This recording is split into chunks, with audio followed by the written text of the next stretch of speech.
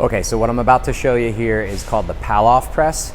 I have a couple of variations of it that I love to do with all types of clients. If you're a strong athlete and you need to work on your core power, especially your obliques for rotation as well as anti-rotation, the Palloff Press works well for that. If you're someone who has a lower back injury and you need to limit the amount of flexion, extension, and rotation, there are some great isometric versions of the Palloff Press where you're really just stabilizing your spine against the resistance, and it is therefore not going to cause irritation because you're not causing a lot of rotation that you would get with some other exercises. So the first one that we're going to demonstrate here is the most basic isometric Palloff Press.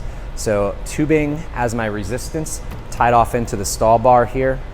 And as I stretch the tubing out, it of course wants to shrink back. So if I'm gonna stretch this out a little further, right here, and the resistance is pulling me back in, my goal is to hold in the center point of my chest with both hands.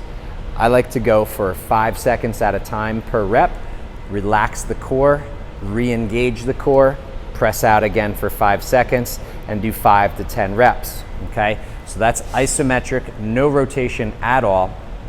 Another one that adds a more dynamic resistance is walkouts. So you're in that isometric position, soften up your knees, get the tension on the cord, and then walk out and walk back in without allowing any type of rotation.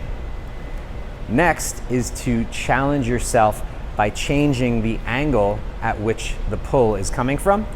And so we can get into that tensed position. If we want to make this harder, we can stand with a narrower base, and then we can raise slow and steady our hands up and down. We can do circular motions in varying directions, okay? So those are the isometric Palloff presses.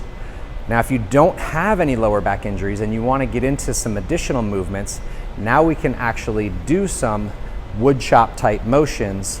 And this is just going to be a horizontal plane, 180 degrees of rotation. I actually like to stay a little bit shy of that. So I'm going to get the tension from the center point, and then I'm going to step out a little further, rotate inwards and outwards. And with all of these Palloff Press movements, your chest, your hands, your eyes, your head all stay in alignment with each other. And once you've completed all of your reps on one side, you're going to turn around and face the other way to do the other side so that you can train both sides equally.